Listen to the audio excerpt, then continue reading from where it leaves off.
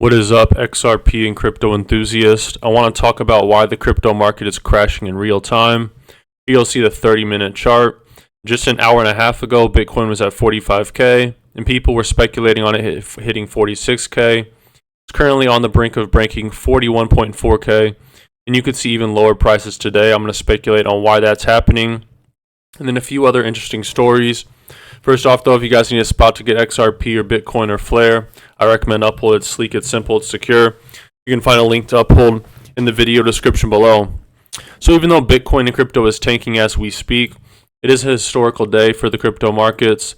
The first block in the Bitcoin blockchain was mined 15 years ago today. And if you guys haven't looked this up before, if you have some spare time this morning, look up the hidden message in the Bitcoin Genesis block. You can see it right here a little bit. It says, UK Chancellor on the brink of second bailout for banks. So whoever created Bitcoin put this message about bank bailouts in 2009 into the first block of Bitcoin. And if you look at the 08-09 financial crisis, ask yourself, did they solve this financial crisis? And the answer is no. They decided to bail the banks out. And so I speculate, and this is just a hypothesis, definitely not saying it's completely true. I think the creation of Bitcoin was to usher in, usher in a new standard of digital assets, because it was very clear that the fiat system was failing. And that's exactly what we did in 2008. We decided to bail these banks out because there really wasn't a solution to all of this irresponsibility by the banks. But happy birthday to Bitcoin. Another rabbit hole if you want to look into it. Satoshi Nakamoto is the founder of Bitcoin. Satoshi Nakamoto is a Japanese name. Look up what Satoshi means. Look up what Nakamoto means. And it's pretty mind-blowing. If you guys do look that up, I don't want to say it because I'm kind of scared about censorship on this platform. But if you guys do look it up, comment the answer below because I find it very fascinating. So, a few reasons. Why is Bitcoin tanking? Why is crypto tanking right now? So this came out from one of the top Bloomberg analysts saying that there's a slim chance that the SEC might reject these Bitcoin ETFs because they want more time.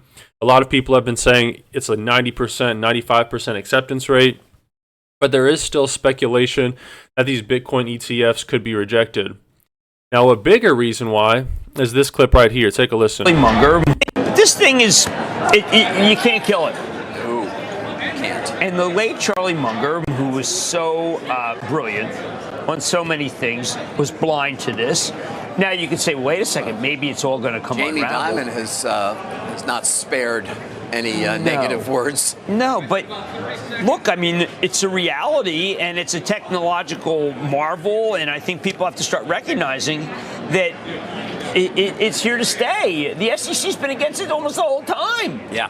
Now, that doesn't mean that every one of these is here to stay, but I do think that this is a remarkable comeback that was unexpected, except for all the bulls who have turned out. So this is Jim Cramer. There's actually an inverse ETF called the inverse Jim Cramer ETF, because practically everything that this guy spews out on his investment show on CNBC is incorrect. And so a lot of people are speculating because Jim Cramer, the guy that always gets everything wrong, is coming out and being bullish on Bitcoin. He's the inverse Oracle GOD. That's why the market is tanking right now. Regardless of your opinion on him, his words are definitely influential, but it also could just be market manipulation at the end of the day. Who really knows? I want to talk about the Fed lowering interest rates. I think this clip of Tucker Carlson right here from his show on X is very telling. Take a listen. About 3 weeks ago, Jay Powell, the chairman of the Federal Reserve, announced that it was, quote, premature to conclude with confidence that we have achieved a sufficiently restrictive stance or to speculate on when policy might ease. That's Fed speak, and in case you're not familiar with it, that means we plan to keep interest rates high. Okay.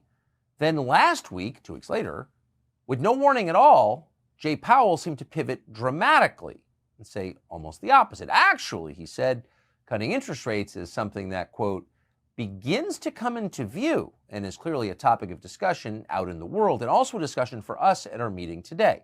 In other words, we are lowering rates. So many people who are paying attention concluded that this was political. Joe Biden is losing the race and the Fed is trying to save him. But what is even worse than that? What if it's not just Joe Biden they're trying to save, but the U.S. economy? What if the fundamentals are so weak underneath that the Fed is desperately scrambling, groping in the dark to figure out what to do? You have to think that's possible. The Fed is supposed to be stable. That's why they speak like 19th century jurists, to convey stability. But if they're changing their mind on the biggest question that they address in 2 weeks, one direction, another direction, that suggests chaos, and that's bad.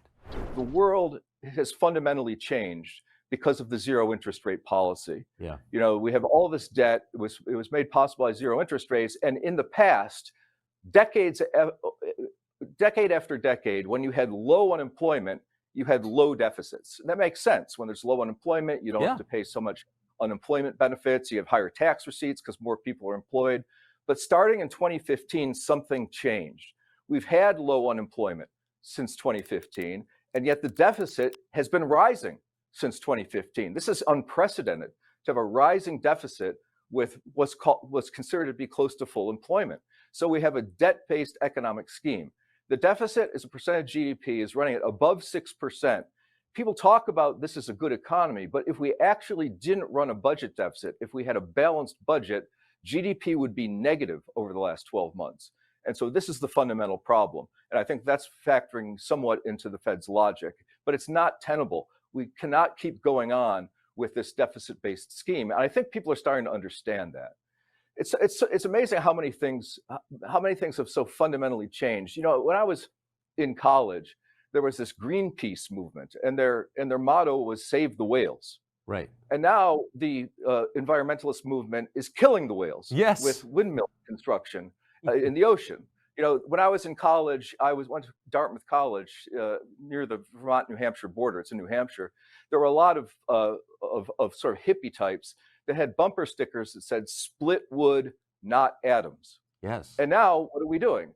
We're saying zero carbon. We're now saying anything but split wood, anything but burn coal. So everything changes. You know, the women's movement was a big deal back in the 70s. Yes. Women's rights, you know, equal opportunity. Now it's the opposite of that. Now it's women's, at least in athletics, women are under attack. So it's weird how everything changes, but that's the way society and long-term economic cycles work, is that things that were norms in the past become outdated as societal conditions change, attitudes change, the means of production change, and those norms just can't hold up. And we're in one of those radical transformations. Of course, we see that in the political spectrum, where, you know, everyone thought the 2016 election was wacky, and then the 2020 election turned out to be wackier. And I think everybody can sense that the 2024 election is going to be the wackiest of our lifetime. Yeah, if not in American history.